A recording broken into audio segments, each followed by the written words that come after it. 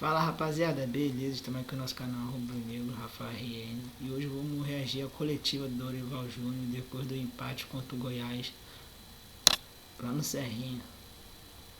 Vamos que vamos, rapaz, soltar o play aqui. Guarda do Fogo aqui, Flá TV. Dorival, queria que você fizesse uma avaliação do desempenho do time hoje, também já projetando mais uma decisão na quarta-feira, por favor. Olha, eu acho que foi um jogo assim, nós procuramos fazer e trabalhar da maneira correta, enfrentamos uma marcação muito forte, não tivemos a dinâmica de troca de passes que nós sempre tivemos e demonstramos na maioria dos jogos. Com isso, é natural que você, quando chegava à frente do gol adversário, eram jogadas muito forçadas, e você forçando a jogada, principalmente por dentro, você dava possibilidades para a equipe do Goiás retomar essa bola e, na retomada, usar a sua transição, que ela sempre foi muito forte, um ponto de desequilíbrio na maioria dos jogos. Eu sinto porque nós não tivemos essa paciência, né, de trabalharmos bola na frente da área adversária, invertermos o lado do jogo, para que daí sim houvesse uma infiltração, uma penetração. De um modo geral, nós tivemos um comportamento muito bom, defensivamente, nosso meio-campo muito bem postado, mas em termos de criação, hoje realmente nós tivemos dificuldades em razão principalmente desses quesitos que eu falei. Dorival, boa noite. Rafael De Angeli, TV Globo. Primeiro, eu queria te perguntar a sua impressão sobre dois assuntos específicos. A sua impressão sobre o lance do gol de empate, se no momento ali, se você teve a oportunidade de rever o lance também, o que você achou que foi aquele choque, né, entre o Léo Pereira e o Tadeu, que acabou resultando no gol de empate? E segundo, sobre as alterações, se as alterações surtiram o efeito que você esperava. E especificamente se o Everton saiu porque já era algo programado para ele não jogar um tempo maior, né, pensando nos próximos jogos pela frente. Começar pelo Everton. O Everton foi valente e guerreiro hoje, porque ele teve uma indisposição grande no hotel e talvez nem entrasse em campo. E mesmo assim ele suportou 60 minutos. Talvez tivesse que tirá-lo até um pouquinho antes, mas um jogador desse nível você quer tê-lo o máximo possível em campo. E o que ele conseguiu suportar foram esses 60 minutos que foram importantes, mas não havia como deixá-lo juntamente com o Arrasca, porque a condição dele não favorecia muito. Olha, de um modo geral, a entrada de cada um, ela contribui de uma maneira ou de outra, ela melhora em muitos momentos, ela melhora alguns quesitos, outros não. É um fato natural, porque você tem que ter uma adaptação rápida a uma situação que esteja acontecendo.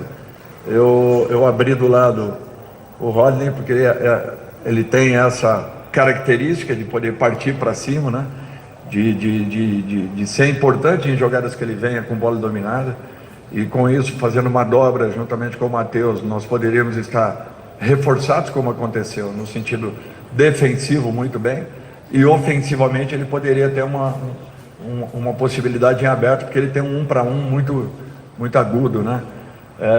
Marinho tentou trabalhar pelo lado, vinha com a bola por dentro e nós precisávamos dessa bola um pouquinho mais de fundo. Foi o momento que também entraram o Matheus e o França e deram uma mobilidade um pouco maior à nossa equipe. Eu acho que aí sim foram importantes. E no mais, assim, de um modo geral, a equipe se comportou relativamente bem, não com a criatividade que nós sempre tivemos, porém um jogo que nós temos que entender também que foi um jogo muito difícil, muito complicado de se jogar, as duas linhas adversárias muito próximas, não dando espaço para que tivéssemos criação, e isso aí acabou comprometendo um pouco o nosso rendimento ofensivo. Olha, para mim foi normal. Na minha opinião, ele teria que ter confirmado o gol e depois visto se teria um problema ou não. Tanto é que a nossa reação foi de espanto na hora, com tudo que aconteceu. Mas tranquilo, vamos em frente.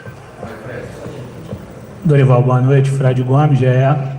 Dorival, queria te perguntar assim, em relação ao posicionamento do Vitor Hugo. eu acho que ficou claro, não sei para você, que o Flamengo sofreu por falta de referência também ali na área. Queria saber se você tinha a ideia de tê-lo um pouquinho mais à frente, porque a gente viu ele voltando muito para construir por dentro. E assim, te perguntar também em relação à arbitragem, porque você sempre foi um profissional muito contido, muito educado, e hoje eu vi você até saltando numa bola que o Vidal lançou e o juiz mandou voltar, ele mandou voltar alguns lances. Teve essa... Como é que vocês tiveram a impressão, o banco do Flamengo ali em relação à arbitragem? E mais uma vez, lembrando a questão do Vitor Hugo, questão de referência, por favor. Olha, o que nós queríamos com o Vitor é uma característica que ele tem. Ele sai bem da marcação, ele flutua muito bem e, ao mesmo tempo, ele se faz presente na área. O Vitor tem essa característica. Como nós trabalhamos com o Matheus muito pouco tempo, em razão da saída do Lázaro agora, praticamente em cima, eles estavam disputando finais de competição. O Matheus, o França, o Peterson, enfim, eles estavam em finais de competição, então eles trabalharam muito pouco com a gente. Eu achei muito arriscado naquele momento já entrar com o Matheus, já que ele havia feito poucos trabalhos. A característica do Vitor, ela poderia ter preenchido, desde que nós conseguíssemos chegar pelos lados do campo, como sempre chegamos, com jogadas de combinação, e aí sim o Vitor seria importante, porque ele tem cabeceio, ele tem definição, ele bate muito bem, ele protege, ele escora, ele segura, ele sustenta. É um jogador que tem tudo para que também possa, de repente, em uma necessidade, se estabelecer nessa função. Mas acabou não acontecendo como pensávamos, o que eu falei anteriormente. O Goiás tinha duas linhas muito próximas, estavam muito difíceis de serem infiltradas. E com isso nós transitávamos bolas, não tínhamos a paciência suficiente e procurávamos uma jogada por dentro, que era onde eles estavam muito bem congestionados, muito bem armados, muito bem posicionados, e a partir dali uma retomada de bola passava a ficar um jogo a caráter daquilo que eles sempre fizeram. Então nós tínhamos que ter muito cuidado com isso. No segundo tempo nós melhoramos esse trânsito de bola na frente da área adversária, porém não fomos tão agudos quanto já fomos em outros momentos. E com isso deixamos de ter as jogadas em quantidade que nós sempre fizemos com outros adversários, e com isso seria talvez, e o diferencial do Vitor seria mostrado nesse sentido. Se as bolas chegassem pelos lados e houvessem os cruzamentos, com as infiltrações, as movimentações e a presença do Vitor aí sim lá dentro. Como nós não tivemos essas jogadas pelas laterais do campo, principalmente não só com os laterais, mas pelas laterais do campo, o que envolve atacantes e meias, infelizmente ele ficou com uma função restrita em razão da própria condição que apresentamos. É difícil, eu não vou falar nada sobre a arbitragem, mas eu acho que não está satisfazendo, de um modo geral, nenhuma equipe no futebol brasileiro. Nós temos que ter cuidado com tudo isso aí. Boa noite, Dorival. Rafael Melo, do canal Rafa Melo. Me permita fugir um pouco do jogo de hoje. O Arrascaeta, no jogo contra o Vélez, ele saiu reclamando de dores no pubis. Eu queria saber como é que está a situação do uruguaio para esse duelo de quarta-feira, e queria que você já projetasse esse confronto tão importante que pode te levar à segunda final em pouco tempo, né, em 3 meses de Flamengo. Nós temos que ter um jogo desenvolvido com muitos cuidados. Eu acho que tudo que tem acontecido, nós temos pensado muito em todas as situações. A Arrascaeta, ele jogaria 4 partidas em sequência, se fizesse a partida de hoje também. Nós estamos tentando, não é poupá-lo, mas evitar que uma situação se agrave. Por isso nós estamos tendo todo o cuidado possível com alguns jogadores, para que não aconteça o que tem acontecido na maioria dos jogos que nós temos acompanhado, sempre um jogador saindo com uma fisgada em algum local.